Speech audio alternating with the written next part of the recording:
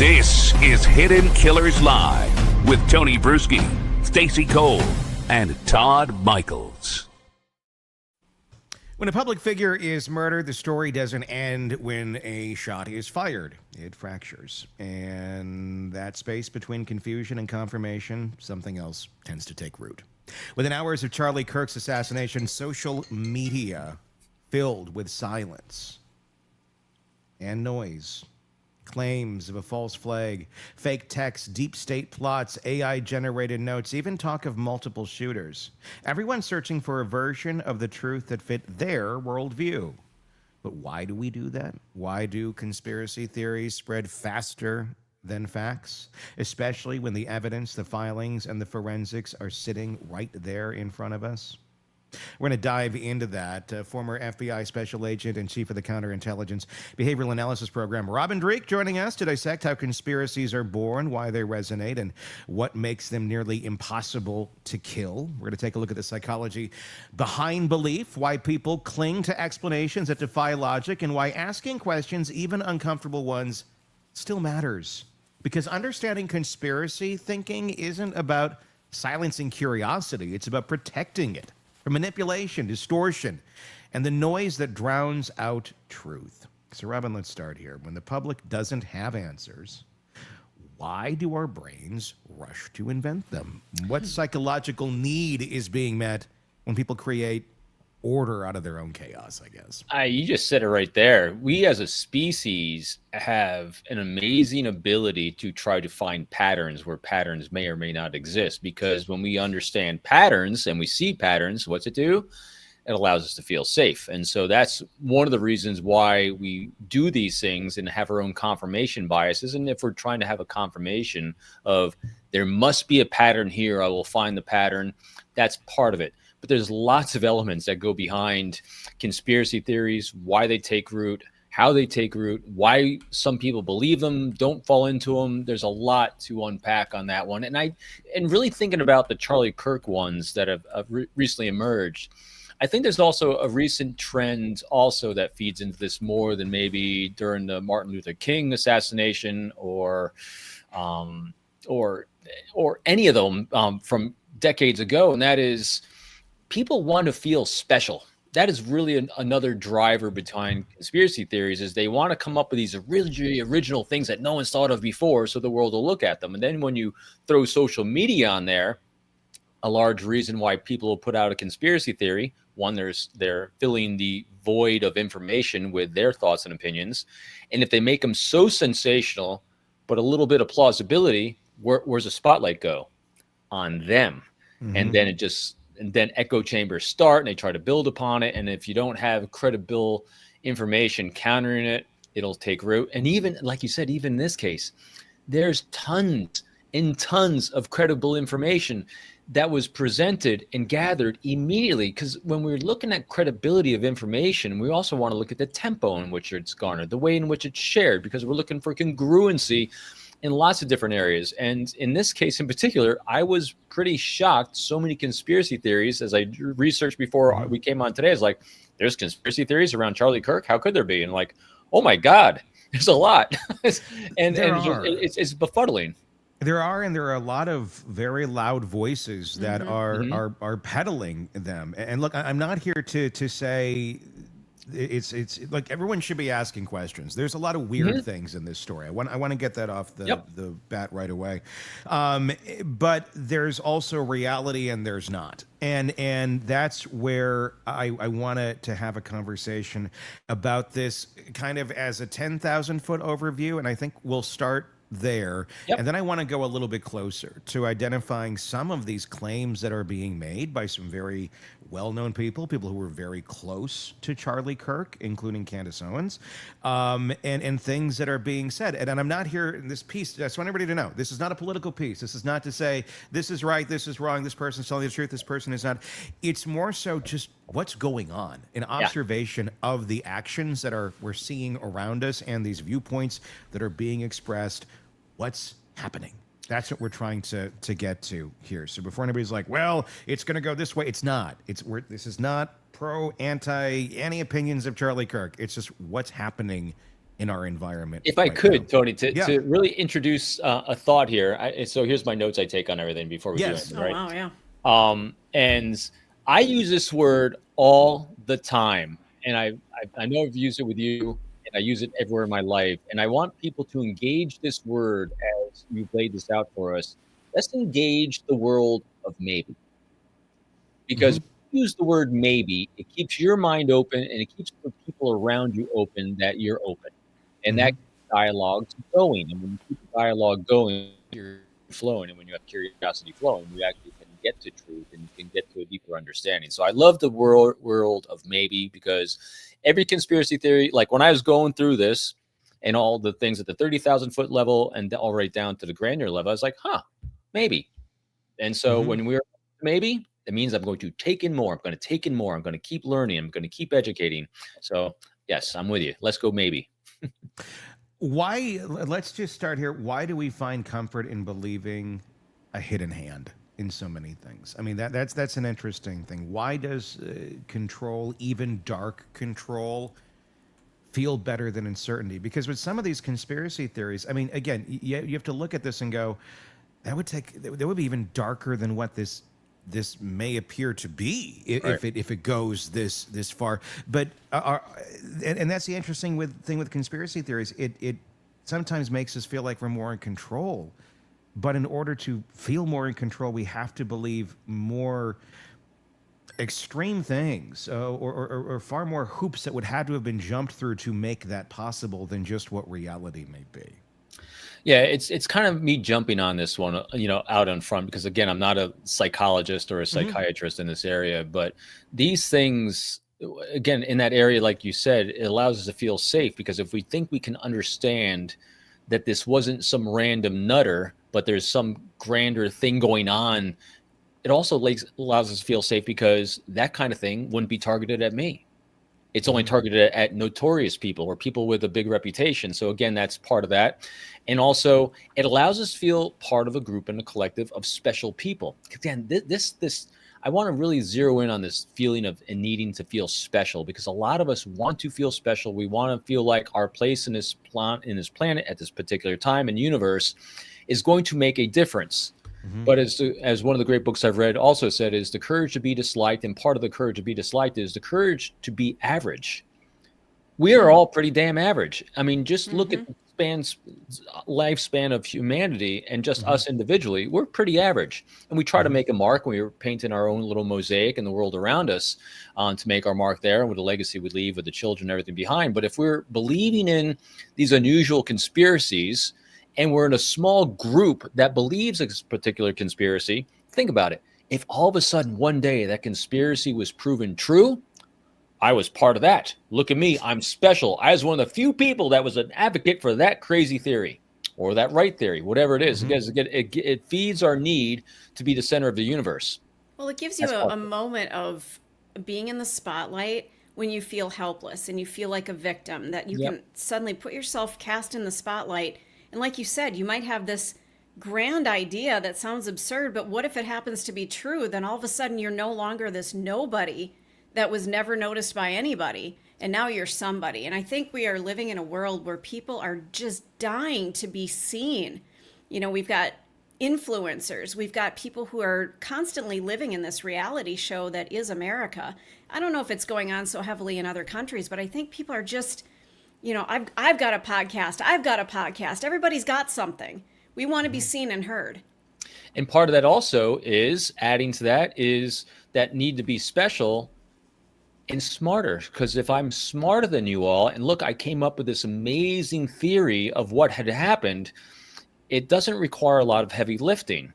Because if you're just making some hand-picked confirmation biased observations because you came up with a conclusion that this was a conspiracy, it didn't happen the way everyone else is saying it happened, it must be a conspiracy. Now we're going to handpick and have our confirmation bias, and we're going to only see the data that supports the conclusion that we're looking for.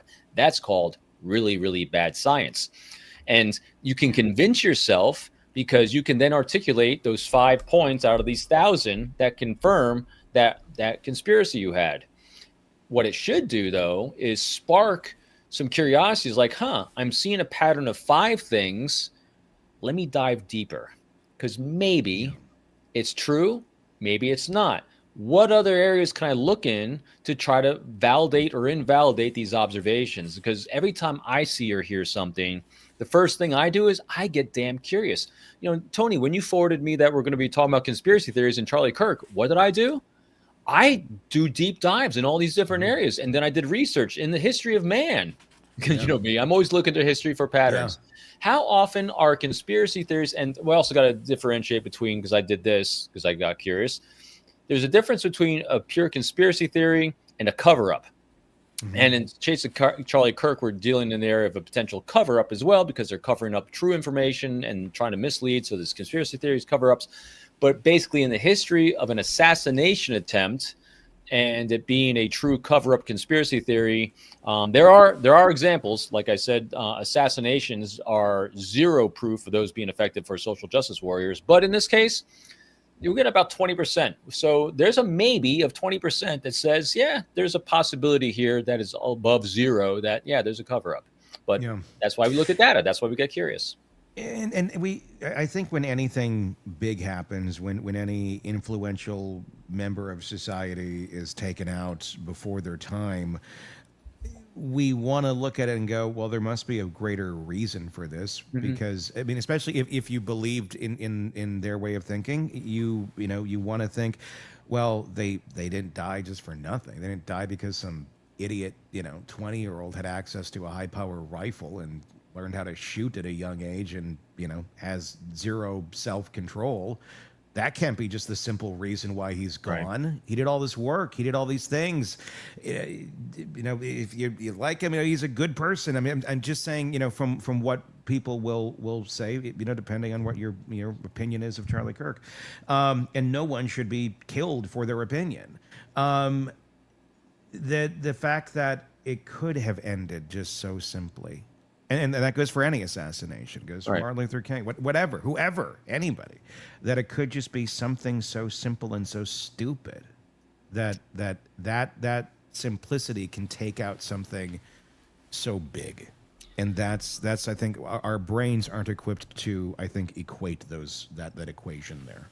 It doesn't. We want it to be bigger than it actually is, because that makes us feel that we're part of something bigger than that. I mean, and then to keep adding to that too, it's the confirmation bias, because Charlie Kirk meant a lot of things to a lot of different people, negative and positive. And so to say that, so if you're Christian, then you want to have this as a sign that both positive and negative, this is anti-Christianity. So I'm going to only see data and take in data says this was a conspiracy to take out Christian values.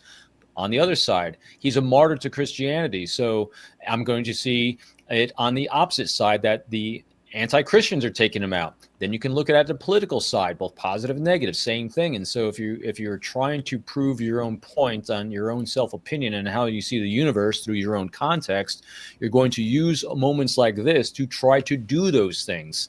And so it's easy for us to identify patterns, which as a species, we're very, very good to identifying patterns that we want to create, because sometimes they're just not there. The universe is pretty random. And to your point, most of the time, and we've covered so many cases, 99% of the time, it is just a stupid person doing a stupid, horrendous thing to another human being. They're not smart. They're not intelligent. This is just another example of someone at 20 years old, before the prefrontal lobe's fully formed, self-radicalizing, doing something really stupid. Maybe with others. See, I'm throwing that maybe in there. But this is what typically happens. It is not bigger than someone just doing something horrendously stupid. Well, and isn't it? Oh, Tony, go ahead. Like I said, we're in a place where it's so easy to essentially self-radicalize, and that's a term that sounds big and spooky, because I think we think of, like, if you've been around on the planet for a little bit and you've been around through 9/11 and such, you hear the term, you're like, oh, it's self-radicalization. It's that, and people think, oh, they were radicalized by this big group over here, and they're going to camps and training and doing that. Like, no, I mean, self-radicalization can just be somebody sitting there on their computer by themselves and reaffirming their own whatever direction of belief that they're going in. And then a lot of people doing that at the same time. I feel like we're in a place where our society confuses large numbers of people for legitimate opinions.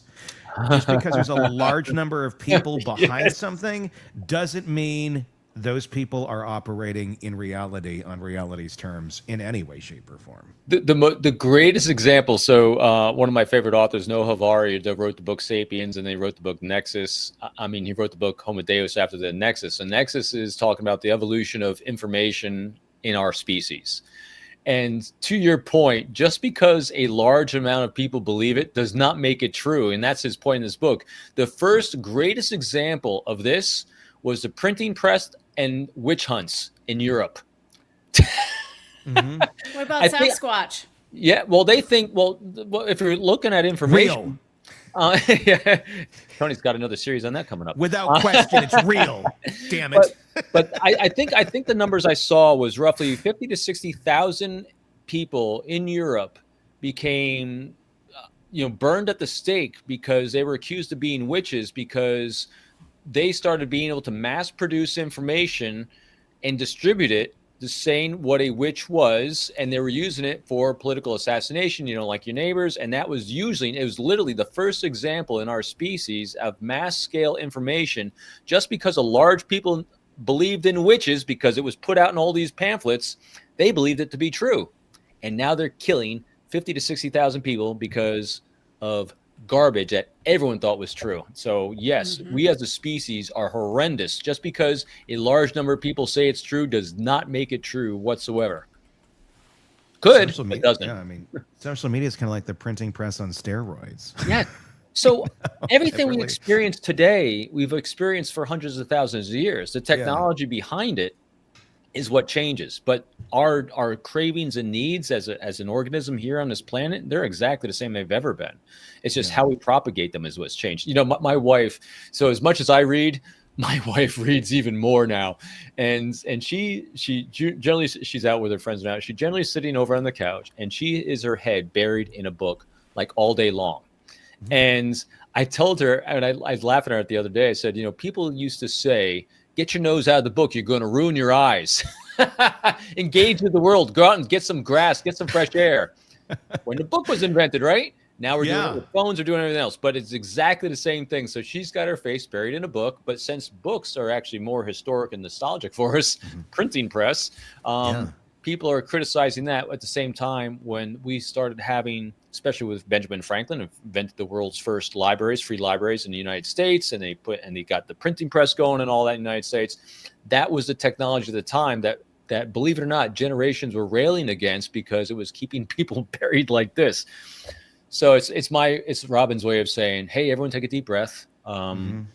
It's just technology moving through, satisfying the same urges we have as a species that we've always had. Well, I think we like to have knowledge. We like, we like to know why. A big question of why. My mom said that as soon as I could talk, like my first word was why. Why? I want to know why. I think there's a human curiosity. People need to know the reasons things are happening.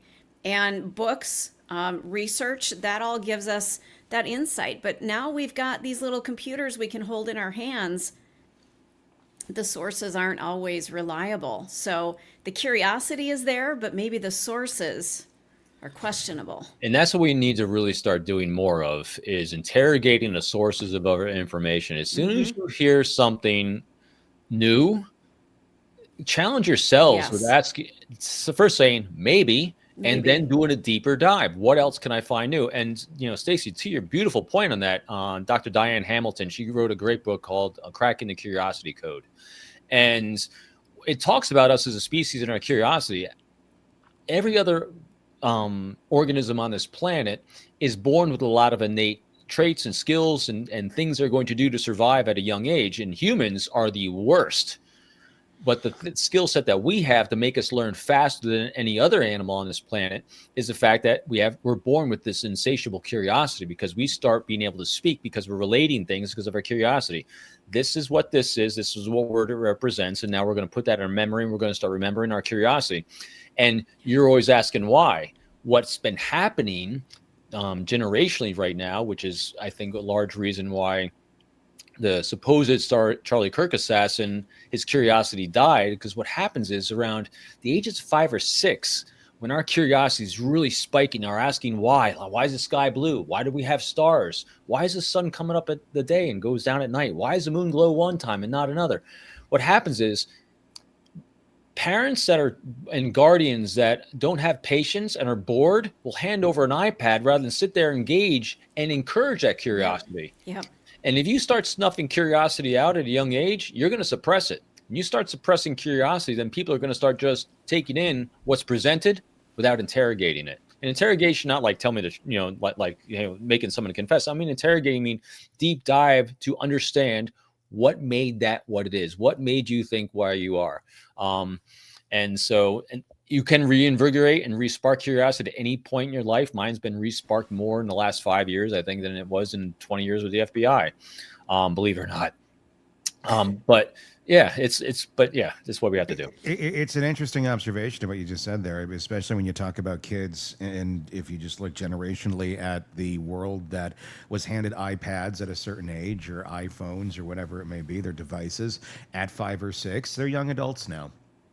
And not all of them by any means. There's some very intuitive, wonderful ones who use that iPad and to further their curiosity quest, and to get information. The other 90-some% now stare at you going, Huh? What? Right. They speak in grunts. And that's because mom put an iPad in their hand and probably stopped encouraging them to ask why, and they just got to sit there and go, boo-doo-doo-doo-doo-doo-doo. I think that's probably the answer to that. I know it's not exactly the topic we're talking about, but it is. It's an interesting thing to see, and it may tie into this to a certain extent too. The simplicity of it, of just, I saw an opportunity, so I thought I would take it. Yeah, I had someone reach out to me after one of my appearances on Fox talking about the Charlie Kirk case. And this is someone from my past. And they said, well, are you sure? Because, I heard it's a conspiracy for X, Y, and Z. And I said, maybe. And they said, well, I heard that from a very reputable friend of mine. And? Okay. Maybe. Yeah. Maybe.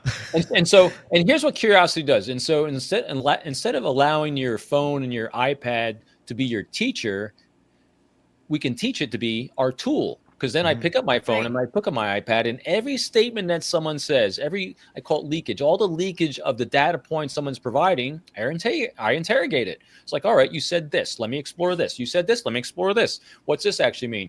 Every time, I mean, just ask yourself, if I was going on a podcast to talk to Tony about true crime and you were talking about this topic, what would you do to explore every single nook and cranny so you can actually be educated on all that content? I mean, that's exactly what I do for this, exactly what we do and should be doing with everything we say in life, especially today.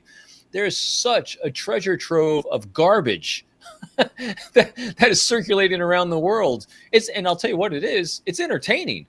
Because 99% of everything that you're consuming is meant to be entertainment. Because what's entertainment do? Sells ad space. Because remember, we're all just doing things for profit, most people. So interrogate everything. See, it's a reality show. Life is a reality show right now.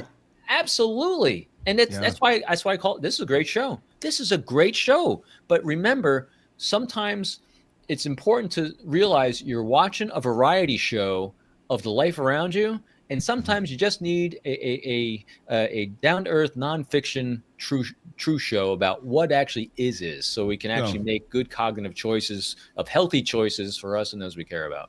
Well, and that people need to also understand they have agency to look, to dig, to ask the questions. I like that. It's not just because I say this, you say this. Okay, if you don't like it, then dig, then find why are you not agreeing? Why are you agreeing? Whatever it is.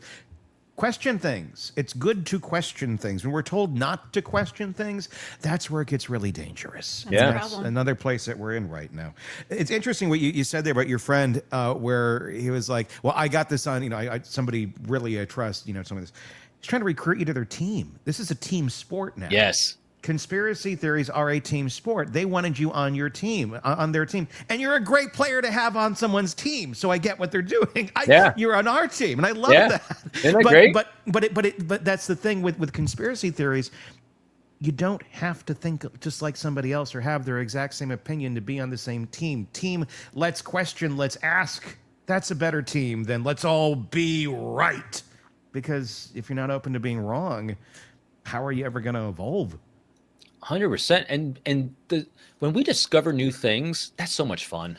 I mean, Yeah. one of the greatest things I love doing with you all is when we're exploring these cases and exploring these things, it's literally that. It's an exploration. Every single case that we cover, it's an exploration. We always start out with maybe. And as we keep taking in more data on everything we're saying, I have switched my own personal opinions on what I thought is so many times on so many cases by every time we get new data coming in, because I don't, at least I do to the best of my ability, have that confirmation bias that it is definitely one thing. Although I will tell, as everyone knows, Richard Allen, I still think he's innocent. But other than that, Oh, sure. Yeah. But and why? Because of the data of him, of what comes in. If I see different data, it'll switch it again. Not being tied to the outcome that you're seeking really keeps you flexible and open to the life you're experiencing around you, and you will see so much more. I think I get asked, the most common question I get asked is, Robin, how do I profile the world around us? How do we become a great observer? How do I baseline everything? I said that it's actually the easiest thing in the world to say, the hardest thing to do. I don't try to see anything. Mm-hmm. When you don't try to see something, you see so much more. Because as soon as you're trying to see someone do something, in other words, people always say, the common thing that you hear from law enforcement is after a crime has happened and the convict or the bad guy still on the loose, police will say, be vigilant. And what if you don't give instruction on what that means is, what do people try to do? They're going to try to see something wrong. Yes. They're going to try to see a bad guy. So now they're placing an imprint on their mind of what a bad guy looks like from what they've seen before on videos and pictures and everything. And they're going to try to find that person. They're going to miss everything else because you're trying to find that. And so instead, when someone says be vigilant, here's what you could be doing. Don't try to find anything. Take in everything, baseline what everything around you typically looks like on a normal day, which we already know. We already get a vibe of the tempo, the look, the placement of everything in our lives. And we always have that spider sense or that tremor in the force, as I call it, when something's a little off. When you feel something's a little off, that meant something changed. Someone changed. Because if you're not trying to see something, you'll be able to zero in on that a lot easier. And then you say, that's a little different from everything I've seen every day. Yeah. Rather than you'll ignore it, because now here's what will happen. If that doesn't fit what you're trying to see, like you see a box or something left over here, but you're trying to find something that looks like a bomb over here, you're going to totally ignore that box. That's really profound what you're saying here. So instead of hyper focus on everything to try to find that little nugget, step back to the broader picture and look at the entire picture, or maybe don't even look. Things will pop at you. And so many people are so stressed out because we are hyper focused. We are absolutely focused on this and that and that and that and so many things, and our brains can't process that. We really need to sit back and kind of do the do a little meditation and just let our minds rest and see what comes. I feel like we're defining outrage as community, and that's not the same thing. And here's I don't know why this example came to my mind when you were talking about that, but here's kind of a functional example. You ever go to like those festivals where it's like the taste of your city, where it's a bunch of different restaurants, like, a little bit of this from here, and then some places have like huge lines just to get one thing, and some like have nothing. But you're walking around, and you can walk into something like that and go, oh my gosh, this huge line over here, this must be amazing. I don't even know what the hell they're serving, but everybody's in this line. I must go check this out. And you haven't even walked around to see what the hell's going on, what everything else is. It's not just jumping into, well, everybody's over here, this must be the best thing. It's walk around first. Go see what everything is. Go find out what foods are there. You may discover that everybody's lining up for you hate. So go check out what the rest of the atmosphere has before you just jump into the line where everyone else is, where all the scuttlebutt is, because you may discover it may not even be what you want or believe. But once you're in that line after the last hour waiting for your cream puff, You don't even like, and you can't even have dairy. So no, I'm getting in the line for the cream puff. But oh my God, that was a great analogy, Tony. That was awesome. So here's some pragmatic things you can exercise in your own life. Boy, we go on such tangents sometimes. I apologize. It's beautiful. No, stop apologizing. It's wonderful. I love this part. So here's something you can use in your own life. Talking about, because Tony, what you're also talking about there too is also social proof. Social proof is an amazing, powerful tool of influence and persuasion over others. Can be used for manipulation also. So these can be the dark arts, right? So this reminds. I'm laughing because this is so funny. My wife just laughs at me hysterically when I do things like this. So I think it was last year. As you know, I go camping a lot. Well, I go glamping in our motorhome. And we were staying down in the Great Smokies in Tennessee about a year or two ago. And they have the big circle that goes through Great Smoky Mountains. And it's through the National Forest there. It's typically... It's like one single lane, and the speed limit's like 20 or 25, but typically you get someone creeping at like 2 miles an hour. They'll just stop, and it's just driving you nuts, right? Especially if you're me. I want to keep a tempo going, right? So we're passing this one meadow, and we're at a pull-off, and no one's pulling off. And there's like 4 cars in front of me, and they're just kind of creeping along, and we had cars behind me. I said to my wife, watch this. And so we stopped the car. I rolled down the window, and I pointed my hand out the window, looking out across the field, and I held it for like this. Every car around me pulled off the side to see what I was pointing at, and we were able to go. Pointed at nothing, man. I love it. I'm going to use that. Oh, my God. Oh, that's so devious. I love it. I just wanted to get these people out of my way. So here's what you do. Ask yourself, what can I do? It's got to be an action of what can I do? Fuck with other people. No, to inspire someone to get out of my way. I like the operative use of inspire. So what are their priorities on this trip? Their priorities is to see something in nature. So if I point out something that they think might be in nature that is out of the ordinary, they're going to be inspired to move the hell out of my way.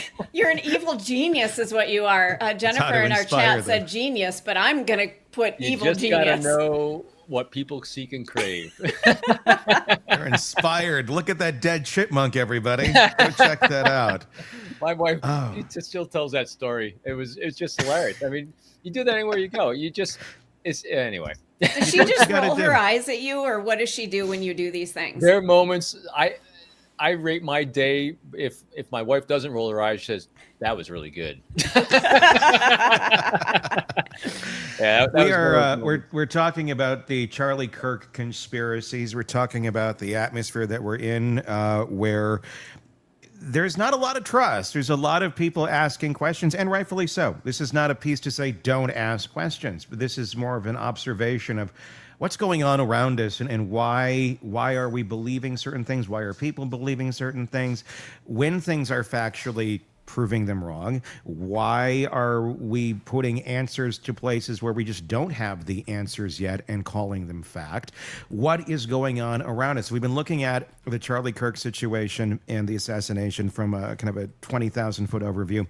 Now I want to take it a little bit to a more of a micro level where you're right there, you're on the ground. I want to talk about that day and some of the conspiracy theories that are floating on or floating out around there.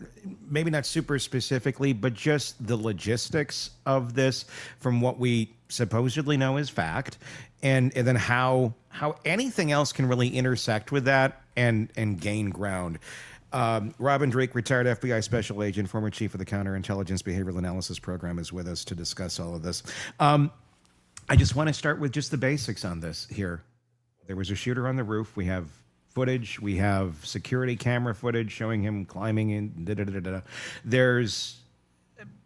I don't know. I mean, it looks pretty clear cut to me. The family turned him in, so you have all these other people involved in this. It's not just this person who has no one around them. There's family. There's we got all the way down to like the chaplain friend or whatever that helped turn him in.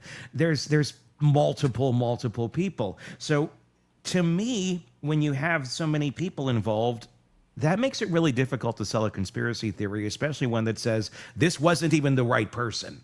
When everybody's like, yeah, it was. It's our family gun. It's his DNA's on it.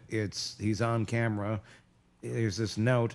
There's a lot of weird things about the notes and things like that, sure. But there's a lot of things here that are like, you can't discount the human element, and there's a lot of human element to this around this guy. Yeah. I'm with you on that. And that's why that's why when some of these conspiracy theories started coming about, it was, I wouldn't say shocking. I was surprised. It's a good word. Surprised because of all these other elements that weren't present for all the other cases in history that there were conspiracy theories around, some proven, some unproven. But when you have a lot of data, like you said, other individuals involved, for me, it was definitely the family being involved in this. His compliance as a 20-year-old to go along with being turned in, that was major for me because that's unusual. And also compared to other things too, everyone, 3,000 people heard one shot. Mm-hmm.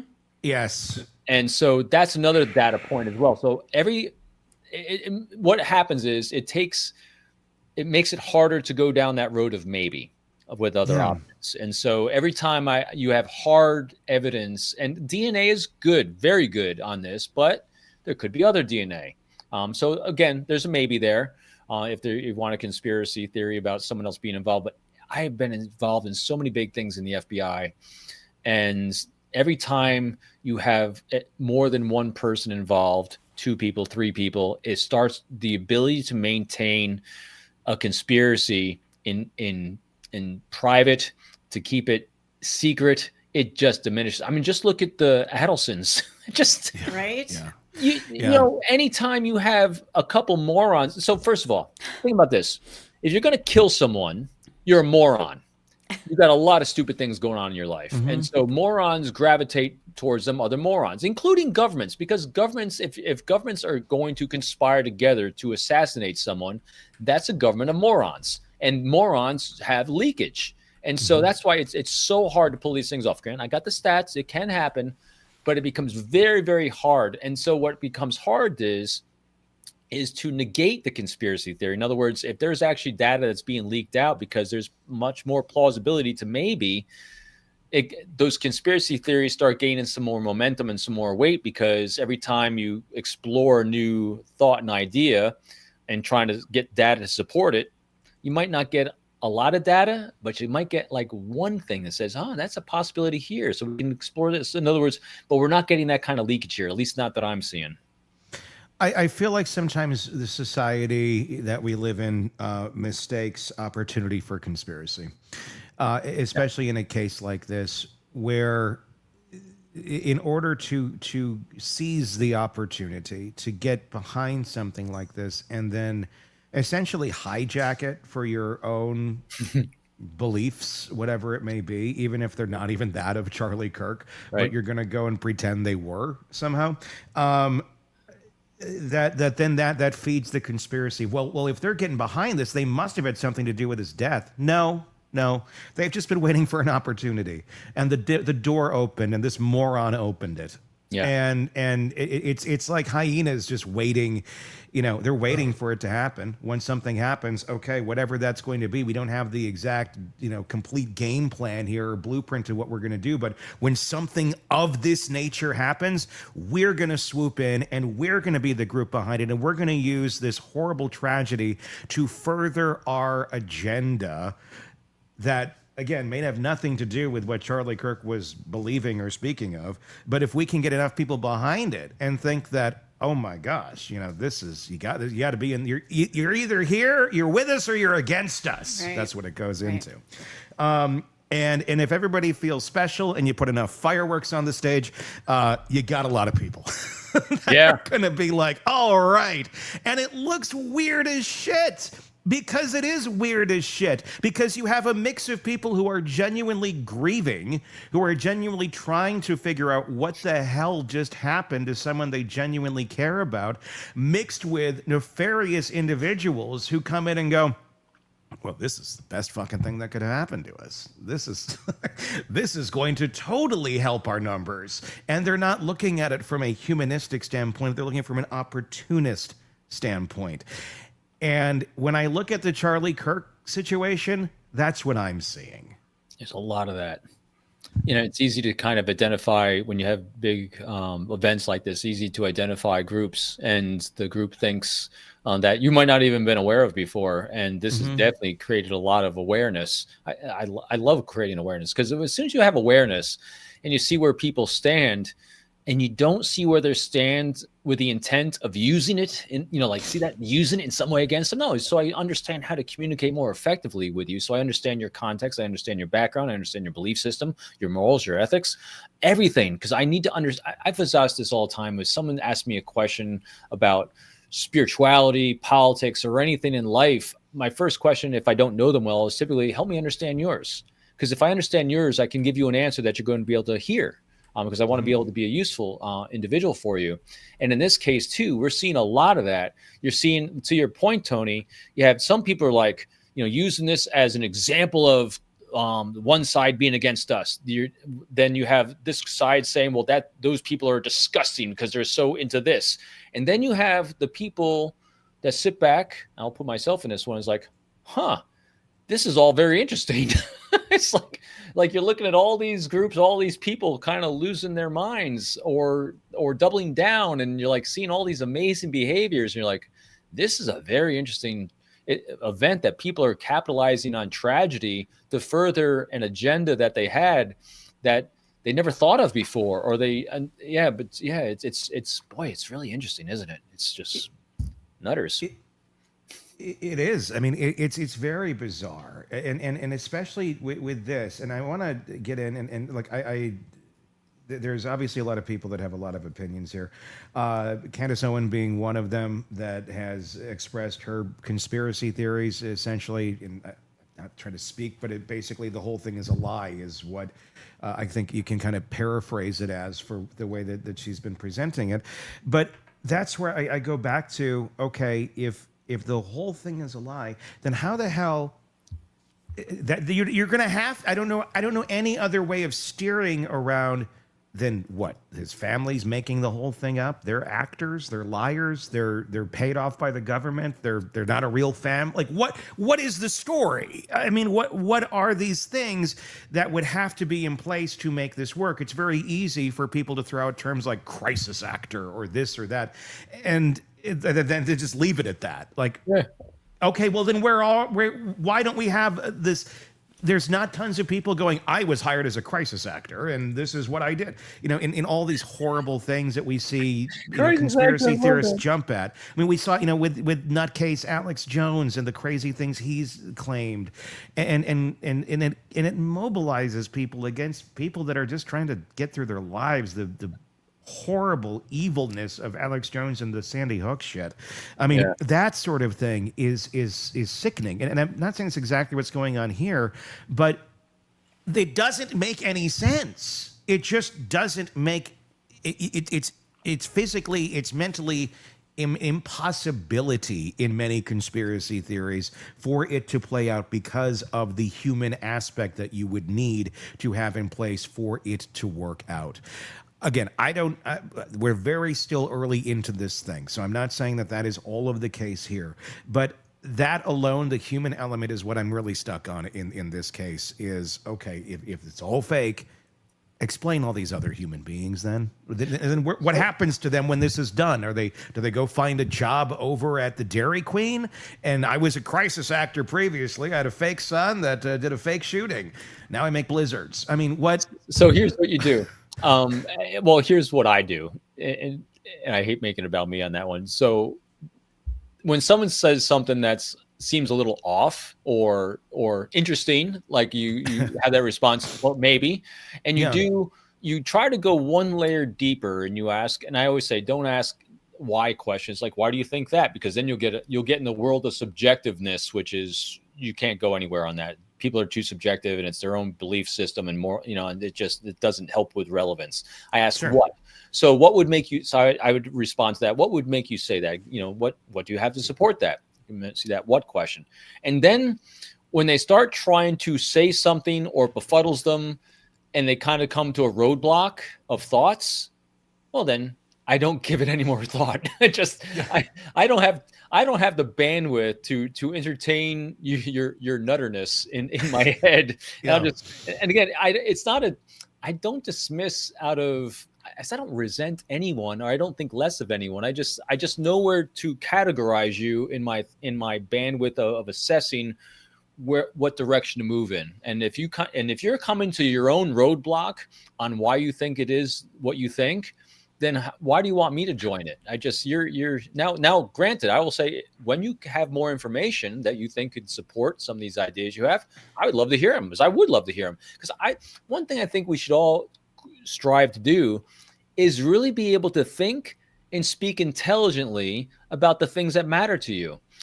So let's move Charlie Kirk's belief system aside, for whether you believed what he stood for or didn't. His ability to understand very clearly and articulate exactly what his belief system was beyond anyone he engaged.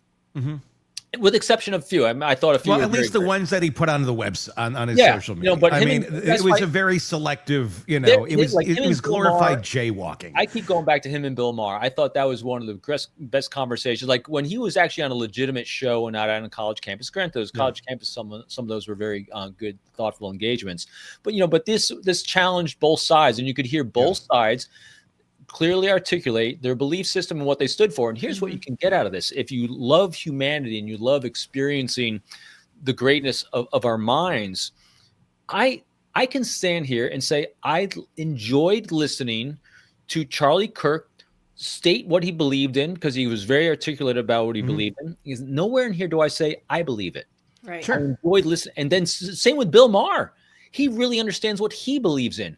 What great conversation to hear people think through and be able to articulate what their belief system is, what they believe the world is about. That helps me then think, how can I think more like that? Not be like them, but how can I keep that Socratic thinking method? So people are trying to capitalize in their different ways of, Charlie Kirk's tragic death in all the politically or religiously or all this thing. Mine was, can we use this opportunity to become more curious? To Stacey's point earlier, you know what? No one is. What the hell? Because that actually would solve problems. If we just got more curious, think about the problems we would actually be able to solve. Nah, no one cares. Why would we want to solve problems? Why would we want to solve problems when we're addicted to outrage? That's my point exactly. It's because this is a great show. This world is a great show. But our nervous systems can't continue on this path. And you're right. Oh my God. I've had a really stressful year, and Tony, you saw my meltdown a couple months ago. It was legit. And now I've come back around, and I've stopped watching a lot of news. Like I get weather alerts, so if there's a tornado, I'm going to know about it. It's a bad day if there's weather for Stacey. Exactly. So, but honestly, I'm watching cats hitting printers. If you've not seen that, you need to go see that. It's not even a video. It's in her house. It's happening. Yeah. I just went blurry again. But the printer is off to my left, and when I print something, the cat comes over and goes whap. Well, that's all I need in my life. That's a good show. Some good friends. And I feel like when I wake up in the morning, my heart's not racing anymore. It legit was racing. I had to wear a Holter monitor where they're checking to make sure my heart's not about ready to blow up. Well, it was all the consumption of the news and the negativity and the outrage. We become addicted to it. And I think our cortisol levels just go off the chart, and we can't sustain that. We are not made for that. Stacey, I could do so much deep conversation with you about all this stuff, because one of the ways in which we can baseline and see the world around us for what it is living in the Eastern philosophies. I mean, that's why I read the Tao Te Ching every day. It's why I do all these different things to baseline healthy, normal. Yeah, and I know Tony got me reading this. My wife is reading it too. Is the Let Them by Mel Robbins. Yes. And I was laughing with my wife yesterday. Like, talk about a nutty world. She's had a crazy world, but then again, it really helps you emphasize a lot of people have. But if you just take a deep breath and realize the universe is just being what it is. It's not out to get you. You know, and that word, and think about, and here's another word I was thinking of too the other day because of rereading that, is fair. Fair is a fascinating word to think about, because it's not fair that this is happening, fair that this has happened. You know, the universe doesn't have fair or unfair. It just is. And so if you can understand that the world just is what it is, and that you're just this microspeck on it, and there's no fair or unfair, because what's fair and unfair? It's context. Yeah. Fair and unfair is our own confirmation biases, and and what? It's comparison. Comparison just destroys so many things, because when we're comparing ourselves to someone else, that's the only time we can come up with that word. It's unfair. Stop comparing, and you'll live a lot more in peace. The only thing you should be comparing yourself to is what you were a few months ago, a few weeks ago, a week ago, yesterday. Yeah. Are you doing better than you did yesterday? Don't compare yourself to anybody else. What did you do yesterday? Are you better today? I mean, it sounds self-reflection. Why would anyone want to do that? That's icky. I have to be honest. I actually lit some incense listening to Robin today, and I'm sitting here just breathing it in deeply. Oh my God, we should have like a gift shop that people can go into and buy like the Robin Dreeke incense. Oh God, I'm telling you, I keep it here all the time. There's my Tao Te Ching. And also, I got my, Who Will Cry When You Die by Robin Sharma. Oh, God, that one makes me nervous. I'm wondering who would cry if I died. Well, good question, isn't it? That's a good question for you. Oh, my God, yes. Who's coming to your funeral? So again, let's. I love me and Jamie Rake. Way off topic again. So I had, because one of the questions he poses in the book, which I absolutely love, I've said it numerous times, is, so if you had 3 hours left on this planet, what would you spend it doing? Oh. Because this is what you should do every day of your life, and remind yourself, at least do this once a day. Because if you're not doing this, if this was your last few minutes on this planet, how would you spend it? Wow. And I've had these moments multiple times, and I had another one this past Sunday. And I loved every minute of it. And I told my wife when we got off this call, I said, if it ended now, I am completely good. And this is it. So 3 hours, you don't have time for a bucket list. There's no things you can do. There's nothing you can accumulate because you're not bringing anything with you. So what matters the most to you that you would spend the last couple hours of your existence on this planet, because I say planet because whatever your belief system is, to do? Every Sunday, my family and I, was my wife and my 2 kids, my 2 adult kids, my jet pilot, my labor and delivery nurse, we have a FaceTime call every Sunday night, and we catch up on each other's lives. And every now and then, you hit everyone's energy at just the right time. And both my son and my daughter can be the most hilarious people I've ever experienced in my life. They had me, so my son's telling me these amazingly horrible, crass jokes, because as jet pilots, one of the things they do before they do every briefing, before they go do these missions, there's the joke of the day. And I got to tell you, jet pilots are not telling politically correct, nice, socially acceptable jokes. And so my son tells the joke of the day. My daughter is the one-line snarky one that is hilarious as hell. And her fiance is in the background, playing a video game. My wife's on the call. I was rolling on the floor, laughing my ass off. And those are moments I absolutely love. I mean, that's when our dopamine's going, our serotonin, our oxytocin, our endorphins, everything is firing because we're being loved, we're being accepted for who we are, and we're in immense moments of joy. That is also the only moments we remember.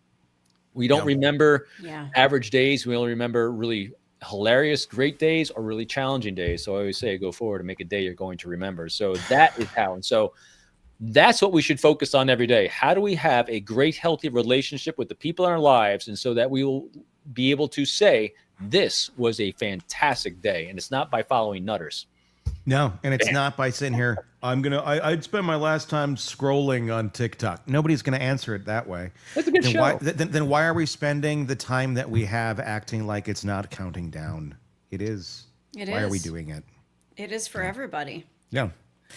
It's a very good way to think of it, and I think a good way to wrap up this episode. Robin, thank you as always. Robin Dreeke, retired FBI special agent, former chief of the Counterintelligence Behavioral Analysis Program. I got a stack of books over here: Sizing People Up, The Code of Trust, Unbreakable Alliances. I'm going to juggle them now. Are we ready? Here we go. I want to see this. Can we see this? No, because I don't want to it would crash the set, and there's computers here, and Kaboom. there's boards. Right, it wouldn't work out well, but available wherever books are sold. Great stuff. And the audiobooks are great as well, so do check them out. Okay, well, that's going to wrap up this week of true crime programming on the podcast. For Stacy, for Todd, for Robin, I'm Tony Brueski. Have a great weekend. We'll talk again real soon. Want more on this case and others? Then press subscribe now and don't miss a moment of true crime coverage from Tony Brueski and the Hidden Killers podcast.